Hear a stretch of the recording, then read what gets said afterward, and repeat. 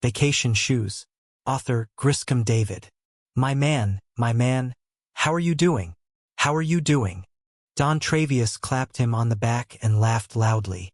The man sitting next to David behind the bar at Steel Danny's Grill looked over and saw a smiling, dark-skinned Don Travius, 6 feet 3 inches tall, with a scalloped chest, shaved head, wearing a muscle shirt and cargo shorts hanging down below his ass.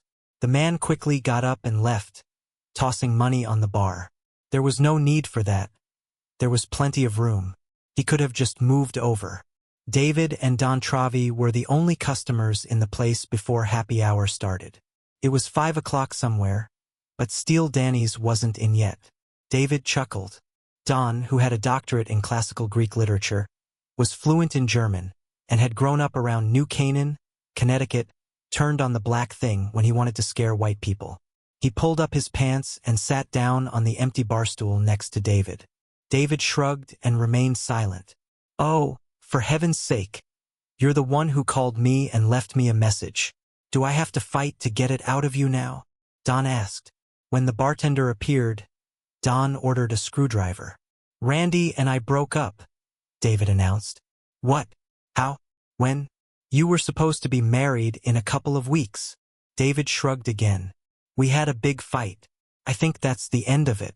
It's over. Well, thank God, that's all I can say. That girl's got a screw loose somewhere. You dodged a real bullet. He looked at David. Oops, you got really upset about that. Sorry. Taking the foot out of his mouth, he mimicked the motions of removing a stumbling foot from his mouth. The bartender brought a drink. Don quickly drank half of it. Sighing, he said, Okay. Tell the story to Dr. Don. Dr. Don was born into the family of Donald Tyreman Butler Jr., his neurosurgeon father, and his lawyer mother. His Jesuit education in high school, where he excelled, and his family's ability to pay cash tuition certainly helped him get into Harvard for his undergraduate studies, where he also excelled. He then went on to Yale University for his master's and doctoral degrees. He excelled there as well. But, as Dr. Don explained to David some time ago, when it came time for him to get an assistant professor position at the university, he couldn't just rest on his ivy laurels. He had decided from the beginning that he needed to pump himself up professionally and had changed his last name to Don Travi. He waited until his father died to do it. He didn't say anything to his mother. For his university interview, he wore a dashiki shirt, put on a big afro wig, and figured the old white guys in the classics department would cream their shorts from hiring him. Maybe the university chancellor would finally cut them some slack about his pony with the Spark Equal Employment Opportunity Initiative, which required that all hiring decisions depend to some extent on the spark of each candidate's gender, race, and ethnicity. It helped that the hiring committee didn't like the other leading candidate either. He was Greek after all. Impeccable credentials, sure, but if Greek was his first language, couldn't he, knowing ancient Greek, just speak it? It was like hiring a Chaucer specialist from England. It wasn't that much of a stretch. And did they really need someone to rest on his laurels at the University of North Florida? They wondered. So they hired Dr. Don, who took to teaching like a fish to water because he was a born entertainer. They still had Don teaching introductory courses, and thanks to a few job openings and the belief in the registrar's office that knowledge of literature in one language was as good as another, Don began teaching David's freshman college English course. That semester, David asked for feedback on a short story he was writing for a composition class. Don saw David's perspective in the composition, encouraged him, criticized samples, and became a mentor and friend. As a result, David was one of the few people who knew Don was gay. Yes, Don had deceived the hiring committee, but his deception wasn't really about his race. Having grown up a black Catholic in Buttondown, Connecticut, he learned early on that while white people might put up with a black man who cleaned up well and spoke proper English, they didn't like gay people at all. Being them hypothetically might be okay, but not when they lived in the neighborhood. North Florida was certainly much worse in that regard in the 1980s, but Don decided he would kill himself if he had to endure another winter up north. Oh, and South Beach in Miami was a little too much for his taste. So he compromised, and using the skills he'd acquired as an aspiring magician in his teens, simply redirected everyone's attention. Now, in the mid-90s, things were a little more acceptable, but not that much. After all, Congress had passed the Defense of Marriage Act just the year before. Don looked at his life now as his own version of don't ask, don't tell. We fought over money, Don, David finally said. The thing they say most marriages break up over, Don replied, nodding in understanding. David didn't say anything. Don looked at him and sighed. He would have to dig in eventually. What exactly were you two fighting about that had to do with money? David waved his hand in submission. I think I told you about her mother before, right? About that crazy woman who hates men. Right? David nodded. He'd already told Don about how Randy's father had cheated on her mom and squandered their money by going to live with his much younger stripper mistress. As a result, her mom got it into Randy's head that for a successful marriage, the wife must control the family money, especially if she earns more than the man. Otherwise, she's setting herself up for failure. We've discussed how things will work when we get married. She insists on separate bank accounts and says her money is hers and mine is ours. I am a man, so I have to be the breadwinner, even if my wife earns more than me, so I have to pay all the bills. Her money is for whatever she wants. She doesn't want to be owned. And her mother had one of the lawyers at the firm where she works draw up a prenup. Randy just got a high-paying job in real estate, so her mother says that income should be protected. The prenup says that if we break up for any reason, I can't get any of what she saved or invested during the marriage, and I can't claim alimony, but she'll get 60% of everything I've saved or invested. Don nodded. I wouldn't worry too much about that prenup. No? Why not? Are you still working at Errol's Video? Yes. Then you'll never have any savings or investments she could take. Oh, frankly, Dr. Don said, draining his glass, I don't understand how you haven't written a brilliant novel yet. You have enough imagination to convince yourself that this selfish, stupid bitch actually loves you and that you could have a successful marriage with her, even though she treats you like shit. Plus, you also think that in the next millennium, people will want to rent VHS videos? Shit, they just released these digital video discs I've been reading about. Errol's Video has been good to me, David protested. I'm like a pioneer. Video rental is the future. We dominate video rental in Washington, D.C., Baltimore, Philadelphia, and Norfolk, Virginia. And now that we're in Jacksonville, we're expanding throughout Florida. We're going to completely change the paradigm of movie watching. I bet we'll start renting digital video discs. Before you know it, movie theaters are doomed. You'll see. Oh, for God's sake. Have you seen the quality of movies on the internet? It's all digital. It's only going to get better, especially when we move to fiber or cable and everyone gives up dial-up internet. It's going to take a while for it to become popular. In the meantime, we'll profit from the transition. They ordered another round of drinks each. Don sighed and looked at David with the kind of sympathy a doctor has when giving an end-of-life prognosis. Listen, David, I have to say this. You're a great friend, and I never thought of you any differently. But if you make up and marry Randy, I'm going to have to screw you on principle. Because marrying that crazy woman will mean you've become a real bitch in terms of men's prison. Hell, I don't even know a single non-traditional girl who would put up with that kind of shit from another woman with double the estrogen. Don sipped from the screwdriver the bartender had just brought over. Hell, who am I kidding? I probably let her go first. I like her music. Me too, David said. That Similar Features song, I remember when it came out. It has that double-edged aspect to it. You don't know what gender the other person is. It doesn't even occur to you to ask. Hell, back then, I didn't even know she was non-traditional. And now I know. There are so many layers to these songs. Like an onion. Exactly. David froze in place for a moment. Don, you don't understand. Randy and I have fought before. Make-up sex is really good. And when we're not fighting, it's the best sex of my life. And I comforted her at night when her parents' fights made her desperate. So we have a deep emotional connection as well. David, you may be connected, but certainly not as equal partners. If the idea of being equal partners isn't instinctively planted in her head before you get married, it will never show up later, when you get married and have children. I don't care if she learned a whole bunch of esoteric, mind-blowing erotic techniques in a Shanghai brothel in the 1930s. This is about pride. And I'm telling you this as an unrepentant but still restrained man. It's about being a man. Hell, the Spartans would never have put up with shit like you have. They would have thrown that bitch in the pit months ago. Don paused and took another drink.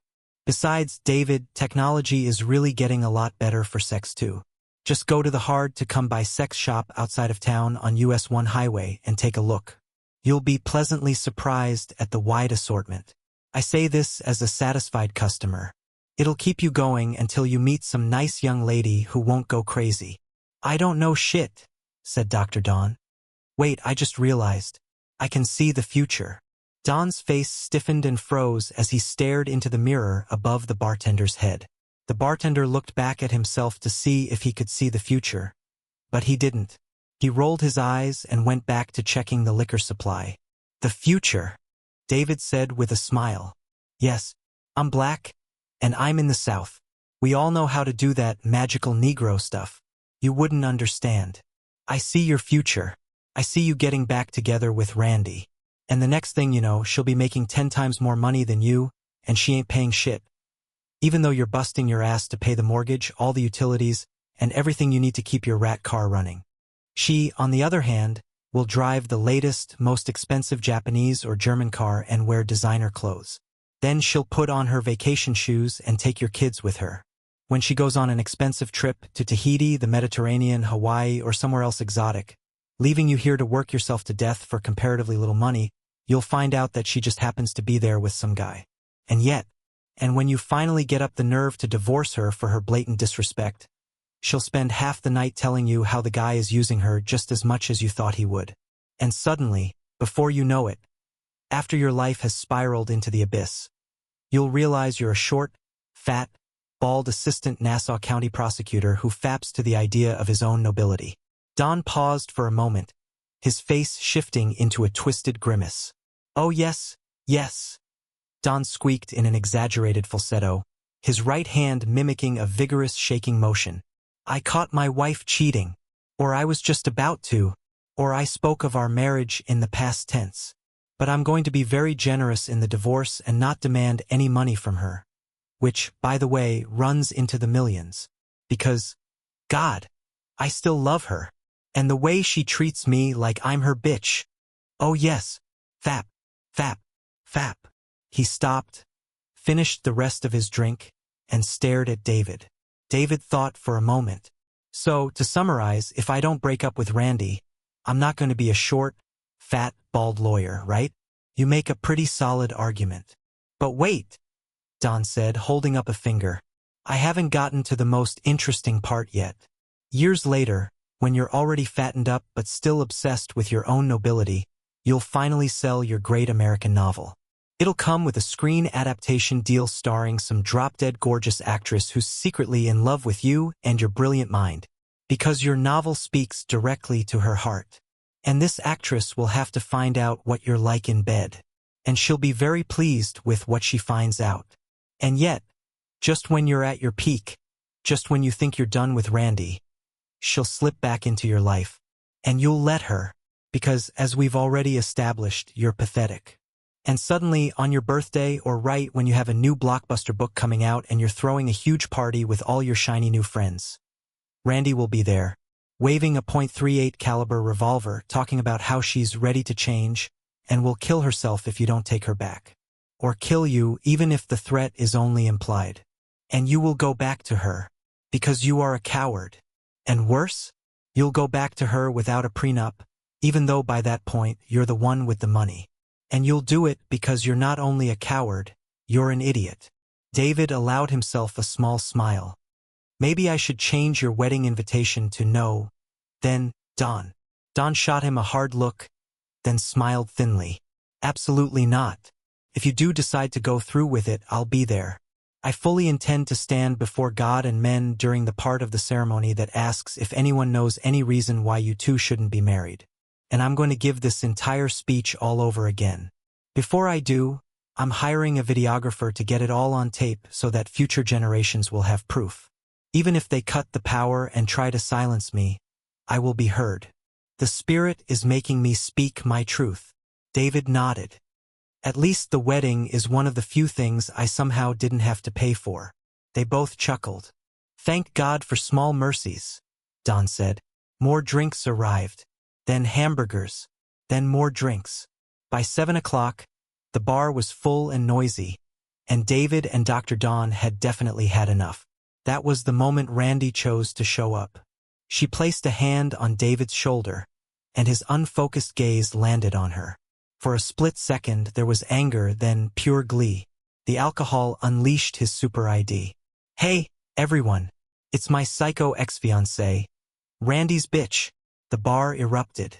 People cheered, banged their hands and glasses on the counter, and demanded details.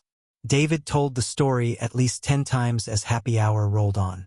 Every time someone new sat down, Don would introduce them, say they were here to cheer David up about his failing love life, and then let David take over. Each time, Don added a few extra flourishes, making the story even more ridiculous. Finally, David had a moment of clarity. Hearing it out loud over and over, it really did sound silly. Hell, it was such a stupid premise that it wouldn't even make a good work of fiction.